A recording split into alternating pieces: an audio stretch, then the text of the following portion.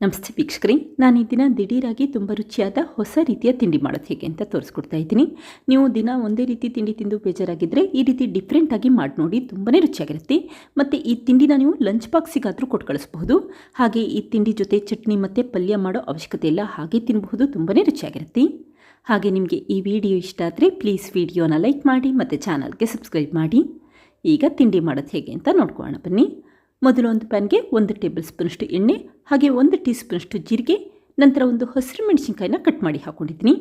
ಈಗ ಊರಿನ ಮೀಡಿಯಂ ಫ್ಲೇಮಲ್ಲಿ ಇಟ್ಕೊಂಡು ಒಂದು ಅರ್ಧ ನಿಮಿಷ ಹುರಿದಿಟ್ಕೊಳ್ಳಿ. ನಂತರ 1/4 ಹಿಡಿಯಷ್ಟು ತೊಳೆದು ಕ್ಲೀನ್ ಮಾಡಿರುವಂಥ ಮೆಂತ್ಯ ಸೊಪ್ಪನ್ನು ಹಾಕ್ಕೊಂಡಿದ್ದೀನಿ. ಈಗ ಒಂದು ಅರ್ಧ ನಿಮಿಷ ಹುರಿದಿಟ್ಕೊಳ್ಳಿ, ಆವಾಗ ಮೆಂತ್ಯ ಸೊಪ್ಪಿನಲ್ಲಿರುವಂಥ ಕಹಿ ಅಂಶ ಎಲ್ಲ ಹೊಟ್ಟೋಗುತ್ತೆ ಅಂತಷ್ಟೇ. ನೋಡಿ, ಈ ರೀತಿ ಮೆಂತ್ಯ ಸೊಪ್ಪು ಸಣ್ಣಗಾಗಬೇಕು, ಅಲ್ಲಿವರೆಗೂ ಹುರಿದಿಟ್ಕೊಂಡು 1/4 ಹಿಡಿಯಷ್ಟು ಪಾಲಕ್ ಸೊಪ್ಪನ್ನ ಕೂಡ ಹಾಕ್ಕೊಂಡಿದ್ದೀನಿ. ಈಗ ಮತ್ತೆ ಒಂದು ಅರ್ಧ ನಿಮಿಷ ಹುರಿದಿಟ್ಕೊಂಡಿದ್ದೀನಿ. ನೋಡಿ, ಪಾಲಕ್ ಸೊಪ್ಪು ಕೂಡ ಈ ರೀತಿ ಮೆತ್ತಗಾಗಬೇಕು, ಅಲ್ಲಿವರೆಗೂ ಹುರಿದಿಟ್ಕೊಂಡು ತಕ್ಷಣವೇ ಸ್ಟವ್ ಆಫ್ ಮಾಡ್ಕೊಳ್ಳಿ. ಹಾಗೆ ಈ ಸೊಪ್ಪಿನ ಮಿಶ್ರಣ ತಣ್ಣಗಾದ ನಂತರ ಮಿಕ್ಸಿ ಜಾರ್ಗೆ ಹಾಕ್ಕೊಂಡಿದ್ದೀನಿ. ನಂತರ ಸ್ವಲ್ಪ ತಣ್ಣೀರನ್ನು ಹಾಕಿ ಆದಷ್ಟು ನುಣ್ಣಗೆ ಪೇಸ್ಟ್ ಮಾಡಿಟ್ಕೊಳ್ಳಿ. ನೋಡಿ, ಈಗ ರುಬ್ಬಿರುವಂಥ ಪೇಸ್ಟ್ ರೆಡಿಯಾಗಿದೆ. ಇದನ್ನೀಗ ಈ ರೀತಿ ಒಂದು ಅಗಲವಾದ ಪಾತ್ರೆಗೆ ಎತ್ತಿಟ್ಕೊಳ್ತಾ ಇದ್ದೀನಿ. ನಂತರ ಮಿಕ್ಸಿ ಜಾರ್ಗೆ 1/4 ಕಪ್ಪಷ್ಟು ತಣ್ಣೀರನ್ನು ಹಾಕಿ ಆ ನೀರನ್ನು ಕೂಡ ಉಪ್ಪಿಸ್ಕೊಳ್ಳಿ. ಜಾಸ್ತಿ ನೀರು ಹಾಕ್ಲಿಕ್ಕೆ ಹೋಗಬೇಡಿ, ಸ್ವಲ್ಪ ಅಷ್ಟೇ ನೀರನ್ನು ಹಾಕಿ ಆ ನೀರನ್ನು ಕೂಡ ಉಪ್ಪಿಸ್ಕೊಳ್ಳಿ. ನಂತರ 2 ಕಪ್ಪಷ್ಟು ಅಕ್ಕಿ ಹಿಟ್ಟು ಹಾಕ್ಕೊಳ್ತಾ ಇದ್ದೀನಿ. ನೀವಿಲ್ಲಿ ಮನೆಯಲ್ಲೇ ಮಾಡಿಸಿರುವಂಥ ಅಕ್ಕಿ ಹಿಟ್ಟಿದ್ರೆ ಅದನ್ನೇ ಉಪಯೋಗಿಸಬಹುದು, ಅಥವಾ ಅಂಗಡಿಯಲ್ಲಿ ತರಿಸಿರುವಂಥ ಅಕ್ಕಿ ಹಿಟ್ಟಿದ್ರೆ ಅದನ್ನೇ ಕೂಡ ಉಪಯೋಗಿಸಬಹುದು.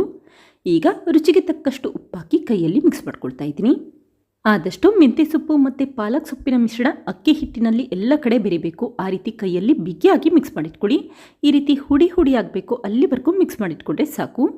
ನೋಡಿ, ಈಗ ಪಾಲಕ್ ಸೊಪ್ಪು ಮತ್ತು ಮೆಂತ್ಯ ಸೊಪ್ಪಿನ ಬಣ್ಣ ಎಲ್ಲ ಅಕ್ಕಿ ಹಿಟ್ಟಿನಲ್ಲಿ ಬೆತ್ತಿದೆ. ಇದಕ್ಕೀಗ 2 ಮೀಡಿಯಂ ಸೈಜ್ ಈರುಳ್ಳಿನ ಉದ್ದವಾಗಿ ಮತ್ತು ತೆಳುವಾಗಿ ಹೆಚ್ಚಿ ಹಾಕ್ಕೊಂಡಿದ್ರೆ 1 ಹಸಿರು ಮೆಣಸಿನ್ಕಾಯಿನ ಕಟ್ ಮಾಡಿ ಹಾಕ್ಕೊಂಡಿದ್ದೀನಿ. ನಂತರ 2 ಟೇಬಲ್ ಸ್ಪೂನಷ್ಟು ಸಣ್ಣದಾಗಿ ಹೆಚ್ಚಿರುವಂಥ ಕರಿಬೇವಿನ ಸೊಪ್ಪು, ಹಾಗೆ 3 ಟೇಬಲ್ ಸ್ಪೂನಷ್ಟು ಸಣ್ಣದಾಗಿ ಹೆಚ್ಚಿರುವಂಥ ಕೊತ್ತಂಬರಿ ಸೊಪ್ಪು, 1 ಟೀ ಸ್ಪೂನಷ್ಟು ಸಣ್ಣದಾಗಿ ಹೆಚ್ಚಿರುವಂಥ ಶುಂಠಿ, ಹಾಗೆ 2 ಟೇಬಲ್ ಸ್ಪೂನಷ್ಟು ಬಿಳಿ ಎಳ್ಳನ್ನು ಹಾಕ್ಕೊಂಡಿದ್ದೀನಿ. ಈಗ ಅರ್ಧ ಟೀ ಸ್ಪೂನಷ್ಟು ಓಂ ಕಾಳನ್ನು ಅಂಗೈಯಲ್ಲಿ ಉಜ್ಜಿ ಹಾಕ್ಕೊಳ್ತಾ ಇದ್ದೀನಿ, ಆವಾಗ ಫ್ಲೇವರ್ ಚೆನ್ನಾಗಿ ಬರುತ್ತೆ ಅಂತಷ್ಟೇ. ಓಂ ಕಾಳು ಇದ್ದರೆ ಉಪಯೋಗಿಸಿ, ಇಲ್ಲ ಅಂತಂದರೆ ಹಾಕಲಿಲ್ಲ ಅಂತ ಕೂಡ ನಡೆಯುತ್ತೆ. ನಂತರ 4 ಟೇಬಲ್ ಸ್ಪೂನಷ್ಟು ಹಸಿ ತೆಂಗಿನಕಾಯಿ ತುರಿ ಹಾಕಿ ಕೈಯಲ್ಲಿ ಮಿಕ್ಸ್ ಮಾಡ್ಕೊಳ್ತಾ ಇದ್ದೀನಿ. ಈ ತಿಂಡಿ ಮಾಡಬೇಕಾದ್ರೆ ಎಳ್ಳು ಹಾಕೋದ್ರಿಂದ ತುಂಬಾ ರುಚಿಯಾಗಿರುತ್ತೆ. ಮಸಾಲೆ ರೊಟ್ಟಿಗಿನ್ನ ಈ ತಿಂಡಿ ತುಂಬ ರುಚಿಯಾಗಿರುತ್ತೆ. ಒಂದ್ಸರಿ ಟ್ರೈ ಮಾಡಿ ನೋಡಿ, ಖಂಡಿತ ಮತ್ತೆ ಮಾಡ್ತೀರಾ. ಈಗ ಉಗುರು ಬೆಚ್ಚಗಿರುವಂಥ ನೀರನ್ನು ಹಾಕ್ಕೊಳ್ತಾ ಇದ್ದೀನಿ. ನೀರು ಹಾಕಬೇಕಾದ್ರೆ ಒಟ್ಟಿಗೆ ಹಾಕ್ಲಿಕ್ಕೆ ಹೋಗಬೇಡಿ, ಸ್ವಲ್ಪನೇ ನೀರನ್ನು ಹಾಕಿ ಕೈಯಲ್ಲಿ ಮಿಕ್ಸ್ ಮಾಡಿಟ್ಕೊಳ್ಳಿ. ಈರುಳ್ಳಿಯಲ್ಲಿರುವಂಥ ನೀರು ಕೂಡ ಬಿಡುತ್ತೆ, ಹಾಗಾಗಿ ಸ್ವಲ್ಪನೇ ನೀರನ್ನು ಹಾಕಿ ನಿಧಾನಕ್ಕೆ ಕೈಯಲ್ಲಿ ಮಿಕ್ಸ್ ಮಾಡಿಟ್ಕೊಳ್ಳಿ. ಈಗ ಚೆನ್ನಾಗಿ 1-2 ನಿಮಿಷ ನಾದಿಟ್ಕೊಂಡಿದ್ದೀನಿ. ನಂತರ ಈ ಮಿಶ್ರಣಕ್ಕೆ 1 ಟೇಬಲ್ ಸ್ಪೂನಷ್ಟು ಎಣ್ಣೆ ಹಾಕ್ಕೊಳ್ತಾ ಇದ್ದೀನಿ, ಆವಾಗ ಹಿಟ್ಟು ಕೈಗೆ ಅಂಟೋದಿಲ್ಲ, ತಿಂಡಿ ಮಾಡಲಿಕ್ಕೆ ಸುಲಭ ಆಗುತ್ತೆ. ಈಗ ಹಿಟ್ಟಿನ ಮೇಲ್ಭಾಗಕ್ಕೆ ಚೆನ್ನಾಗಿ ಎಣ್ಣೆನ ಸ್ಪ್ರೆಡ್ ಮಾಡಿಟ್ಕೊಂಡಿದ್ದೀನಿ.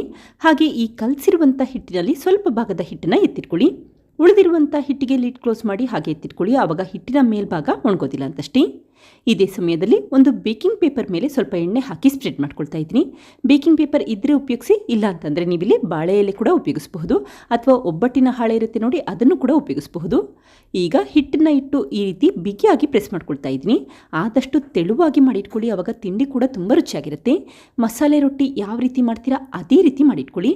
ಮಸಾಲೆ ರೊಟ್ಟಿಗಿನ್ನ ಈ ರೊಟ್ಟಿ ತುಂಬ ರುಚಿಯಾಗಿರುತ್ತೆ. ಮೆಂತ್ಯ ಸೊಪ್ಪು ಮತ್ತು ಪಾಲಕ್ ಸೊಪ್ಪು ಹಾಕಿರ್ತೀವಲ್ಲ, ಅದು ಫ್ಲೇವರ್ ತುಂಬ ಚೆನ್ನಾಗಿ ಬರ್ತಾ ಇರುತ್ತೆ, ಮತ್ತು ಆರೋಗ್ಯ ಕೂಡ ಒಳ್ಳೆಯದು. ಈಗ ತವಾಗೆ ಸ್ವಲ್ಪ ಎಣ್ಣೆ ಸ್ಪ್ರೆಡ್ ಮಾಡಿದ ನಂತರ ಈ ಮಾಡಿಟ್ಟಂಥ ರೊಟ್ಟಿ ಹಾಕ್ಕೊಂಡಿದ್ದೀನಿ. ಹಾಗೆ ಒಂದು ಅರ್ಧ ನಿಮಿಷ ಪ್ರೆಸ್ ಮಾಡಿಕೊಂಡು ನಿಧಾನಕ್ಕೆ ಬೇಕಿಂಗ್ ಪೇಪರ್ನ ತೆಗೆದಿಟ್ಕೊಳ್ಳಿ. ಈಗ ಸ್ವಲ್ಪ ಎಣ್ಣೆ ಹಾಕಿ ಸ್ಪ್ರೆಡ್ ಮಾಡ್ಕೊಳ್ತಾ ಇದ್ದೀನಿ. ನಂತರ ಊರಿನ ಮೀಡಿಯಂ ಫ್ಲೇಮ್ಗಿನ ಸ್ವಲ್ಪ ಜಾಸ್ತಿ ಇಟ್ಕೊಂಡು 2 ಬದಿ ಚೆನ್ನಾಗಿ ಬೇಯಿಸಿಟ್ಕೊಳ್ಳಿ. ಈಗ ರೊಟ್ಟಿ ಸುತ್ತ ಕೂಡ ಬೇಯಿಸಿಟ್ಕೊಂಡಿದ್ದೀನಿ. ಯಾವಾಗ 2 ಬದಿ ಈ ರೀತಿ ಚೆನ್ನಾಗಿ ಬೆಂದಿರುತ್ತೆ, ಆವಾಗ ತಕ್ಷಣ ಹೊರಗಡೆ ಎತ್ತಿಟ್ಕೊಳ್ಳಿ.